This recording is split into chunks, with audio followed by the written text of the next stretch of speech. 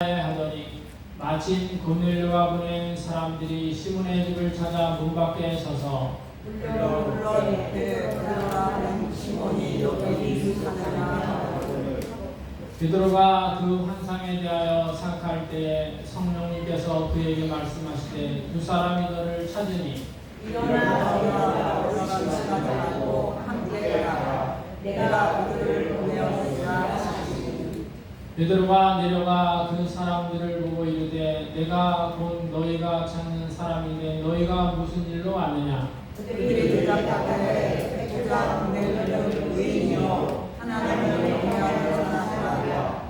유대의 온 족속이 칭찬하더니 그가 거룩한 천사의 지시를 받아 당신을 그 집으로 청하여 말을 들으러 하느니라 하는데 다 함께 베드로가 불러들여 유숙하게 하니라. 아멘. 우리 손을 보내사합니다. 할렐루야. 할렐루야 할렐루야. 할렐루야. 할렐루야 할렐루야는 하나님을 찬양합니다 라는 히브리 인사예요. 우리말로 하면은 하나님을 찬양합니다. 다 함께 따라합니다. 하나님을 찬양합니다. 하나님을 찬양합니다. 왜 우리가 하나님을 찬양합니까? 그것은 하나님께서 이 세상을 창조하시고, 창조라는 것은 없는 것을 있게 만드신 것을 말합니다. 이 마술보다도 더 대단한 거예요. 마술은 눈을 속이는 거지만 창조는 없는 것에서 모든 것을 만드신 겁니다. 그것은 하나님만 할 수 있는 겁니다. 두 번째, 하나님께서는 아담 이후에 죄 많은 우리들을 지옥에서 건져내어 천국 백성으로 우리를 삼아 주었기 때문에 우리는 하나님을 찬양합니다. 그래서 이것을 세상을 창조하여 우리에게 주신 것을 일반 은총이라 말하고, 우리를 구원하여 하나님 백성을 삼아 주신 것을 특별 은총이라고 해요. 그래서 성도들은 두 가지 은총을 받았고 세상 사람은 한 가지 은총을 받았어요. 즉 세상 사람은 창조의 은혜를 받았고 또 기독교인들은 창조의 은혜 플러스 구원의 은혜를 받았기 때문에 하나님을 찬양합니다. 아멘. 저를 따라합니다. 나에게는 두 가지 은혜를 받았기 때문에 하나님을 찬양합니다. 하나님을 찬양합니다. 아멘. 아멘. 자, 오늘 사도행전 10장은 참 특이한 장이에요. 제가 사도행전 10장을 지금 계속 말씀을 전해야 되는데 하루에 한 번씩은 읽어봐요. 왜 하나님께서는 이 사도행전 10장을 이렇게 고넬료라는 믿음의 사람에게 할애를 했을까? 제 관심은 그거였어요. 왜 고넬료의 사람이 믿음이 소중한 것인가?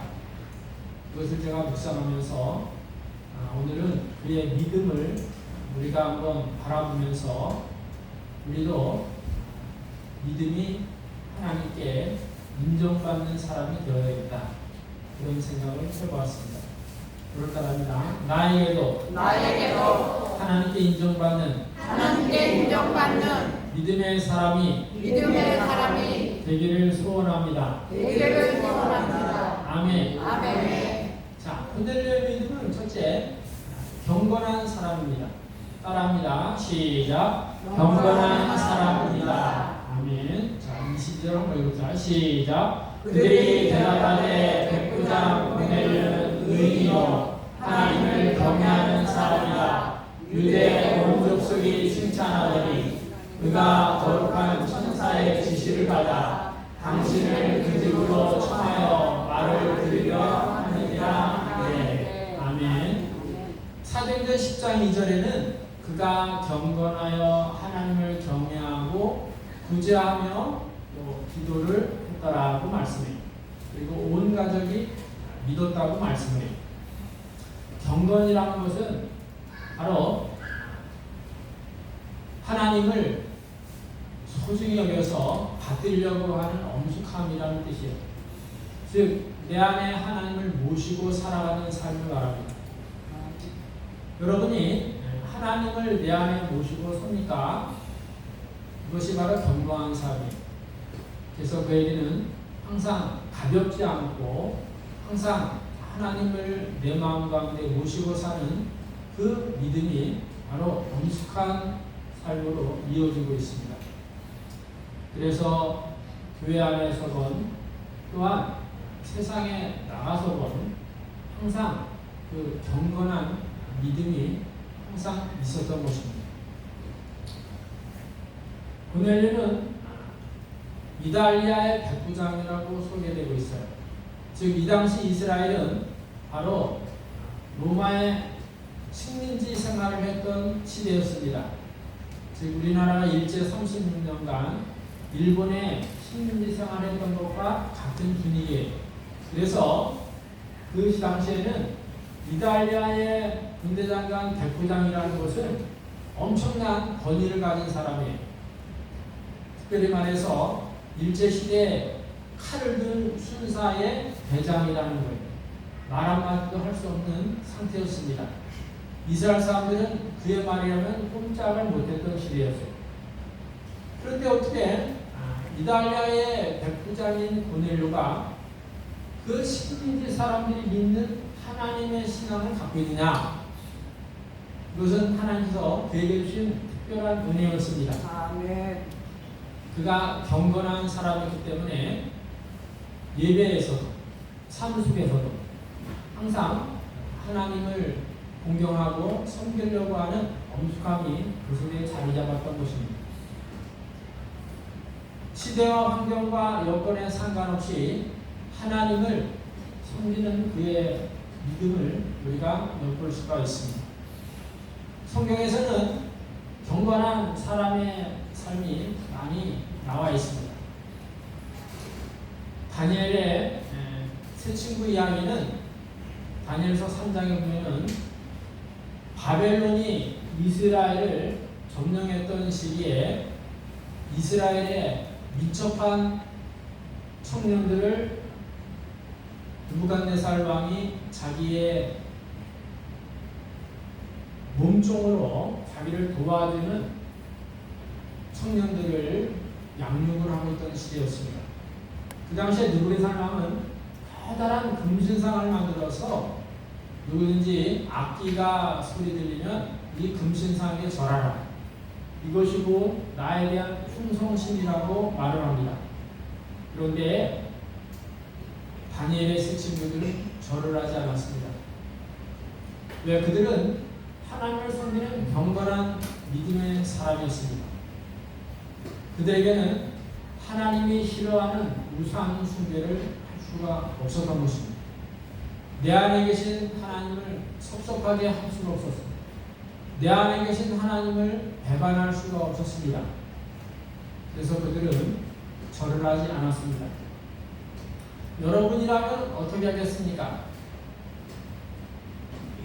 커다란 금신상에 절을 하지 않으면 풀무풀, 즉 쇠를 녹이는 불에 집어넣겠다고 하는데 여러분 과연 절을 하겠습니까? 안 하겠습니까? 이게 참 어려운 날이에요. 내가 살려고 하면 절을 해야 되고 절을 하면 하나님을 배반하는 것이고 얼마나 많은 갈등이 있겠습니까? 그러나 사드락 메삭 아벳노고라는 다니엘의 세 친구들은 절을 하지 않았습니다. 느부갓네살 왕이 불렀습니다. 너희들이 진짜 내가 만든 금신상에 절을 하지 않느냐? 그러자 그들은 말합니다. 왕이시여, 우리는 절을 하지 못합니다. 하나님을 섬기는 사람이기 때문입니다. 우리를 풀무불에 집어넣는다 하더라도 하나님께서 우리를 건져내 주실 것입니다. 그리 아니하실지라도 우리는 절을 못합니다. 하나님을 우리는 배반할 수 없습니다. 그런 얘기예요. 그러자 이스라엘을 정복한 바벨론의 느부갓네살 왕은 화가 머리끝까지 올라갑니다. 그리고 풀무불을 7배나 더 뜨겁게 만들었어요. 세 친구를 풀무불에 집어넣었으나 하나님께서 그 세 사람을 지켜주신 줄 믿습니다. 경건한 신앙의 사람, 하나님을 마음속에 섬기고 있는 그 믿음은 바로 풀문불보다도 더 뜨거웠던 것입니다. 아멘. 또한 다니엘의 신앙도 이에 못지 않았습니다. 다니엘서 6장에 가면은 다니엘 같은 총리와 많은 고관들이 다니엘이 왕의 신임을 받게 되자 그를 고자질할 조건을 찾으려고 밤낮으로 살펴봤으나 신앙 외에는 찾을 수는 없었습니다. 그래서 뇌물을 바쳐 왕에게 법을 만들자고 제안을 해요. 누구든지 30일 동안 왕 외에 기도를 하면 사자굴에 던져 넣자는 법이었습니다. 다니엘서 6장 10절에 보면은 다니엘은 조서에 어인이 찍힌 것을 알고도 전에 하던 대로 예루살렘 성을 향하여 창을 열고 무릎을 꿇고 하나님께 감사 기도를 하루에 3번을 드렸다고 말씀합니다. 아멘. 사자굴에 던져놓는데 기도하면 그러면 우리가 기도 안 하는 척하고 기도를 할 수 있습니다. 또는 그 30일을 피하고 그 다음부터 하나님 아시지요? 제가 잡으면 사자굴에 들어갑니다. 그럴 수도 있어요. 그러나 다니엘은 내 안에 계신 하나님을 섬기는 그 신앙을 버릴 수가 없었습니다. 그는 경건한 신앙의 사람이었기 때문에 내가 비록 목숨을 잃는다 하더라도 하나님을 경배하는 일을, 하나님을 섬기는 일을 배반하지 않겠다는 결심을 했던 것입니다. 아멘. 환경과 여건이 불리하고 어려울지라도 내 안에 계신 하나님을 섭섭하게 하지 않고 하나님을 경외하는 그 경건한 신앙이 빛을 발하게 되었습니다. 아멘. 다니엘이 사자굴에 던져졌습니다. 다음날 다리오 왕은 밤새도록 다니엘을 기다리며 잠도 밥도 먹지 않고 기다렸다가 사자굴 앞에서 말합니다. 다니엘아, 네가 섬기는 하나님께서 너를 구하셨느냐? 그때 다니엘의 목소리가 합니다. 예, 왕이시여. 나는 왕에게도 죄를 범하지 않았고 하나님께서 저를 지켜주셨습니다. 그리고 그를 무참히 고소했던 총리들과 가족들을 사자굴에 던져놓자마자 사자들이 다 잡아먹었다는 얘기. 우리는 어떠한 여건과 환경이 있다 하더라도 내 마음속에 계신 하나님을 배반하거나 하나님을 서운해하는 일을 하지 말아야 합니다. 이것이 바로 경건한 사람이요, 또한 그러한 사람을 하나님께서 풀뿌리건 사자굴이건 어디서든지 지켜주시는 줄 믿습니다. 아멘. 저를 따라합니다. 나에게도 하나님을 섬기는 일에 경건하여 믿음을 잃지 않게 하옵소서. 아멘. 두 번째, 그는 하나님을 경외하는 사람입니다. 함께 읽겠습니다. 시작. 하나님을 경외하는 사람입니다. 아멘. 20절 다시 한번 읽겠습니다. 시작. 그들이 대답하되 백부장 고넬료는 의인이요 하나님을 경외하는 사람이라. 유대 온 족속이 칭찬하더니 그가 거룩한 천사의 지시를 받아 당신을 그 집으로 청하여 말을 들으려 하느니라. 아멘. 아멘. 경외한다는 말은 헬라로 포보스라는 단어를 사용합니다. 공경하고 두려워한다는 거예요. 경건의 삶이 하나님을 내 마음에 모시고 사는 삶에는 경외하는 삶은 하나님을 내 앞에 모시고 사는 삶이에요. 그래서 항상 두렵고 떨리는 마음으로 하나님을 바라보고 사는 것을 말합니다. 다니엘이라는 사람은 경건의 사람이고 경외하는 사람이었습니다. 또 하나 다윗이라는 사람도 마찬가지로 하나님을 경외했던 사람입니다.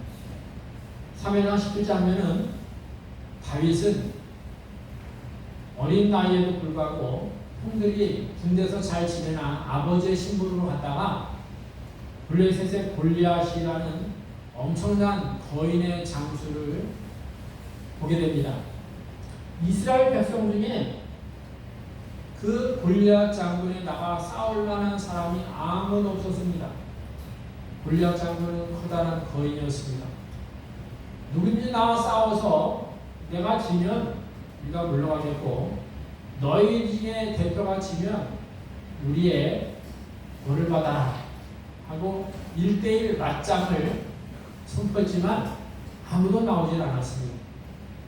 이때 다윗은 하나님을 경외하는 사람으로서 그 앞에 다가가게 됩니다. 그가 유명한 말을 했는데 사무엘상 17장 45절에 보면 너는 창과 검을 내게 오거냐 나는 여호와를 믿는 믿음으로 내게 가노라. 이 전쟁은 창과 칼이 아니라 바로 하나님 손에 달려있다. 하나님께서 너를 쓰러뜨릴 것이다 하고서 물맷돌 하나로 무장을 했던 골리앗의 이마를 맞춰 한 방에 쓰러지게 됩니다. 이런 싸움은 간단하게 끝내버렸습니다. 하나님을 경외했기 때문에 그는 어디서나 두려워하지 않았고 어떤 하나님을 대적하는 자들 앞에서 당당히 맞서서 용기를 내어 싸워 승리를 거두었습니다. 또한 다윗은 사울이라는 왕이 다윗의 인기가 높아지자 그를 죽이려고 쫓아왔지만 사무엘상 23장에 가면 도망가는 와중에 그일라라고 하는 백성들이 블레셋이 와서 타작마당을 다 도둑맞게 din 사건을 듣게 됩니다. 이때 다윗은 하나님을 경외하는 사람으로서 하나님께 기도를 합니다. 하나님, 우리가 그일라를 도와 블레셋 백성 군사들을 물리칠 수 있겠습니다. 그러자 하나님께서 그래 너희가 물리칠 수 있다. 그런 말을 하자 다윗은 자기와 함께 도망치던 400명의 사람들에게 우리가 그일라 백성을 도와주자. 하나님께서 우리에게 허락하셨다고 말합니다. 이때 같이 있던 사람들은 펄쩍 뜁니다. 우리도 지금 도망가기 바쁜데 거기에서 전쟁을 한다면 사울왕이 우리를 잡으러 올 것 뻔하지 않습니까? 안 됩니다. 그러자 다윗은 다시 하나님께 기도합니다. 하나님, 우리가 그일라 백성을 구해줄 수 있겠습니까? 그래, 네 손에 블레셋 백성을 붙이겠다고 말씀해 주십니다. 그래서 다윗은 자기들의 도망가던 백성들과 함께 그곳에 와서 블레셋 군사들을 물리치고 그일라 백성을 건져 주신 줄 믿습니다. 그런데 이 전쟁을 인해서 사울 왕이 다윗이 있는 곳을 발견을 하게 됩니다. 그리고 군사들을 풀어서 다윗을 잡으려고 쫓아가요. 이때 다윗은 하나님을 경외하는 사람으로서 하나님께 또 물어봅니다. 기도합니다. 하나님, 사울 왕이 나를 잡으려고 이곳에 온다고 하는데 그일라 백성들이 저를 넘겨주겠습니까? 보호해주겠습니까? 그러자 너를 넘겨주리라 하고 말씀을 해주십니다. 그래서 다윗과 그 무리들은 그일라 백성들 곁에서 도망을 치고 사울왕도 이쪽의 것을 멈추게 됩니다. 하나님을 경외하는 사람은 항상 하나님을 먼저 생각을 합니다. 하나님의 뜻을 먼저 묻습니다. 하나님이 하라고 하는 것을 따라갑니다. 하나님께서 가라면 가고 멈추라면 멈춥니다. 이것이 바로 하나님을 경외하는 사람, 하나님을 두려워하며 공경하는 사람의 모습입니다. 저와 여러분이 진정으로 하나님을 경외할 때 하나님은 여러분을 지켜주시고 여러분을 인도해 주실 줄 믿습니다. 저를 따라합니다. 나에게도 하나님을 경외하는 마음을 갖게 하옵소서. 아멘. 세 번째는 바로 베드로를 초대받아 복음을 들은 사람입니다. 함께 계십니다. 시작. 베드로를 초대받아 복음을 들은 사람입니다. 아멘. 23절 읽겠습니다. 시작. 베드로가 물러 유숙하게 가니라. 아멘. 베드로가 기도 시간에, 고넬료도 기도 시간에 하나님의 천사의 말을 듣습니다. 고넬료야, 시몬의 집에 가면 베드로라는 사람이 있는데 그 사람을 초대하라. 그리고 하나님께서는 베드로가 기도하는 가운데 환상을 보여주세요. 하늘에서 각종 짐승을 보자기에 싸서 내려보내고 잡아먹어라. 그때 베드로는 내가 불결하고 또 모든 잡스러운 것을 먹을 수가 없습니다. 저는 항상 깨끗한 것만 먹겠습니다. 그러자 보자기가 올라가 3번이나 그런 일이 있는 다음에 내가 명하노니 잡아먹으라 하고 보자기가 올라갈 때에 누군가 눈을 두드립니다. 그때 하나님께서 말씀하시니 내가 저 사람들을 보냈으니 따라가라는 거예요. 그리고 이제 고넬료와 보낸 사람들과 함께 집에서 유숙하게 되고 다음날 베드로와 믿음의 사람들이 함께 고넬료의 집에 가게 됩니다. 하나님께서 이 고넬료에게 베드로를 복음을 드리려고 보내신 거예요. 하나님이 찾아온 처음 이방인이 고넬료. 그 당시에는 이스라엘 백성들은 선민, 즉 하나님의 선택된 백성이라는 생각을 가지고 나머지 백성들을 아주 우습게 알았습니다. 우리는 하나님의 택한 백성, 너희들은 저주받은 백성. 이러한 생각을 가지고 살았어요. 그런데 고넬료 사건을 통해서 하나님을 경외하는 모든 백성을 하나님께서 다 구원받기를 원하신다는 것이 오늘 고넬료 사건을 통한 하나님의 메시지입니다. 아멘. 하나님 만난 사람들의 이야기는 성경에 자주 나옵니다. 야곱이라는 사람은 빼앗는 자예요. 육신꾸러기라는 거예요. 그래서 형 에서의 장자권을 팥죽 한 그릇을 바꿔먹고 또 변장을 하여 아버지가 눈이 보는 마지막 때에 장자의 축복권마저도 빼앗았어요. 그래서 형에서는 너무나 화가 나서 아버지 장사가 지나면 야곱을 죽이리라고 결심을 합니다. 이때 부모는 이야기를 듣고 야곱을 멀리 외삼촌 집으로 도망을 시켜요. 야곱은 형에서가 무섭기 때문에 지팡이와 간단한 지붕다리만 짜고 도망가다가 밤이 되어서 돌베개를 베고 잠을 합니다. 얼마나 피곤한지 골아떨어지는데 꿈에 하늘에 사닥다리가 보이고 천사들이 오르락 내리락 하면서 하나님 말씀하세요. 나는 너의 할아버지 아브라함의 하나님이요 너의 아버지 이삭의 하나님이다. 내가 네 눈동을 너에게 주겠고 너는 할아버지 아버지의 믿음을 따라 복음의 근원자가 되겠고 네가 어디를 가든지 너와 함께하리라 떠나지 아니하리라. 또 말씀해 주셔요. 꿈을 깨고 보니 이상한 사건이었어요. 그래서 그는 무사히 집으로 돌아오게 되면 나의 하나님을 모시겠습니다. 내가 꼭 하나님께 11조를 드렸습니다. 이곳을 하나님의 집으로 정하겠습니다. 3가지 소원을 하게 되고 그는 20년이라는 세월을 외삼촌 나반의 집에서 일을 하고 가정을 꾸리고 많은 가축을 모아 자녀들과 함께 고향으로 돌아오게 됩니다. 야곱을 만나신 2번째 만남은 야복강에서였습니다. 형 에서가 400명의 군사를 데리고 야곱이 온다는 소식을 듣고 자기에게 다가오는데 두려움을 느꼈습니다. 형의 막강한 군사 앞에 내 자녀들이 그를 이겨낼 수가 없었습니다. 자신의 생명의 위협을 받게 됩니다. 자기의 재산과 가족들을 다 야복강을 건너 고향으로 갔지만 자신은 이 강을 건널 수 없었습니다. 형에 대한 두려움, 형이 복수심으로 불타있는 이글이글 타는 그 눈을 볼 수가 없었습니다. 마침 그때 하나님께서 천사를 보내어 야곱과 씨름을 합니다. 밤새도록 씨름을 해요. 그의 대퇴국 골이 부러졌습니다. 새벽이 되자 사자는 가야 한다고 놓아달라는 겁니다. 그때 야곱은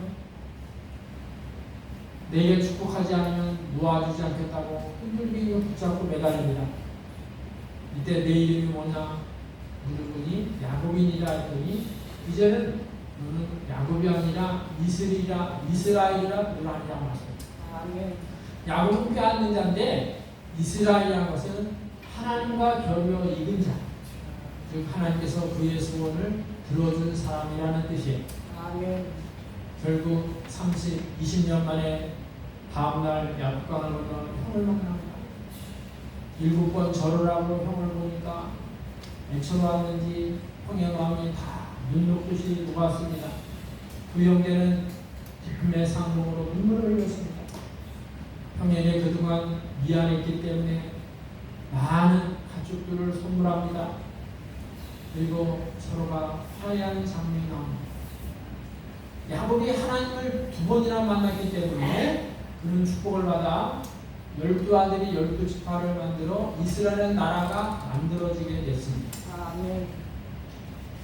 여러분은 하나님을 만나 새 삶을 시작했습니까? 여러분은 하나님을 진짜 인격적으로 만나 하나님 앞에 축복받은 사람입니까? 아멘.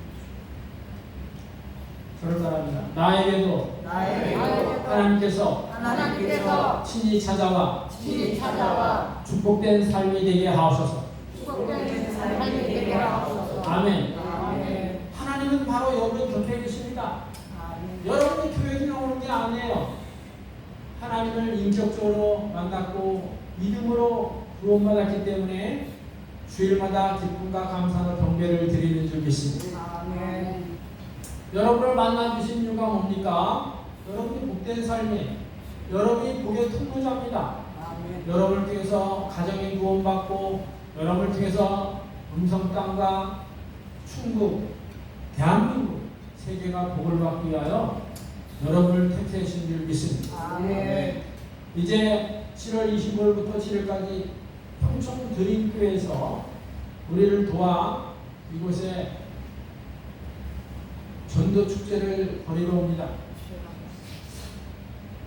내가 만난 하나님을 평촌 드림교회 성도들이 만난 하나님을 음성 사람들에게 알려주기 위해서요. 김포 성문교회가 6월달에 3일간의 전도 축제를 벌여서 30명이 그날 축제에 참여했습니다. 이제 제2차 전도 축제가 7월 25일부터 7일까지 있습니다. 여러분이 지금부터 기도해야 돼요. 내가 만난 하나님, 내가 하나님을 만났기 때문에 내가 복받은 사람이 되었다는 것을 여러분의 가정과 이웃 친척들에게 알려야 돼요. 아멘. 평촌 드림교회는 참 믿음이 충만한 교회. 제가 지금까지 많은 서울에 있는 교회들이 우리 전도 축제를 해놓았는데 보통 목, 금, 토 하고 주일날은 본교회를 합니다. 근데 평촌 드림교회는 작년에도 왔지만 금, 토, 주일 예배를 전도한 사람과 함께 예배를 드리고 가요. 아멘. 제가 그 믿음을 보고 깜짝 놀랐어요. 야, 하나님께서 쓰시는 교회는 뭔가 다르구나. 다른 교회도 이곳에 와서 전도 축제라고 수고 많이 하셨습니다만 주일날까지 시골교회에서 예배를 함께 드리고 간다는 것은 보통 일이 아니에요. 자기 본교회 말고 이 지역 작은 교회에서 함께 예배를 드리고 간다는 게 보통 신앙이 아닌 거예요. 특히 그 담임 목사님과 당회는 대단한 겁니다. 내가 만난 하나님, 내가 만난 예수님, 내가 가슴에 품고 있는 성령 하나님, 내가 받은 구원의 은혜와 내가 가야 될 지옥 대신해서 십자가에 돌아가신 예수 그리스도를 주님의 보혈의 피를 우리가 이 땅 사람들에게 전하기 위해서 아멘. 먼저 하나님은 나에게 만나주시고 믿음을 주신 줄 믿습니다. 아멘. 여러분 삶 가운데 꼭 복음을 전할 사람이 있다면 기도하시고 7월 25, 26, 27일 날 초대 응할 수 있도록 기도하시기 바랍니다. 아멘. 누군가에서 우리는 전도를 받았습니다. 아니면 부모로부터 모태신앙으로 자랐습니다. 이제는 우리가 그 만난 하나님을 전해야 될 때가 되었습니다.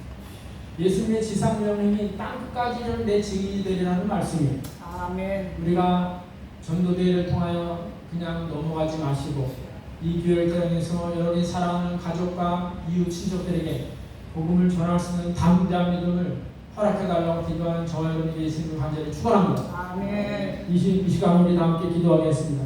하나님 나같이 죄 많은 인간들을 만나주셨습니다. 본인을 만나서 이방인의 복음이 시작되었습니다.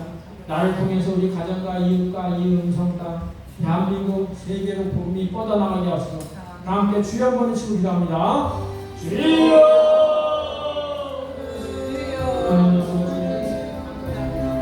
오늘 하나님께서 본인을 요하는 사람을 통하여 그의 경건함과 경외함과 또 그를 찾아 복음의 메시지를 듣기까지 아버지께서 축복을 하셨습니다. 오늘도 하나님 평천드림교회가 7월 25일부터 27일까지 복음 전도 청계를 합니다. 이 시간을 위하여 우리 가족 친척 이웃들이 꼭 초대하게 하여 주시고 또 김포성을 캠프나 평천드림교회까지 축복하여 하셔서 하나님 음성 땅에 아버지 복음의 메시가 울려 퍼지시도록 우리의 어르신을 축복하여 주옵소서. 하나님 아버지, 고넬료는 백부장이요 군대 장교였지만 하나님을 믿으려고 했던 귀한 믿음을 줘서 그는 경건한 사람이요 하나님을 경외하는 사람이요 베드로를 통해서 복음을 들은 사람입니다. 오늘도 우리 한 사람 한 사람이 부모님을 통한 건 누구의 전도를 통해든 우리는 복음을 받은 복받은 사람입니다. 아멘.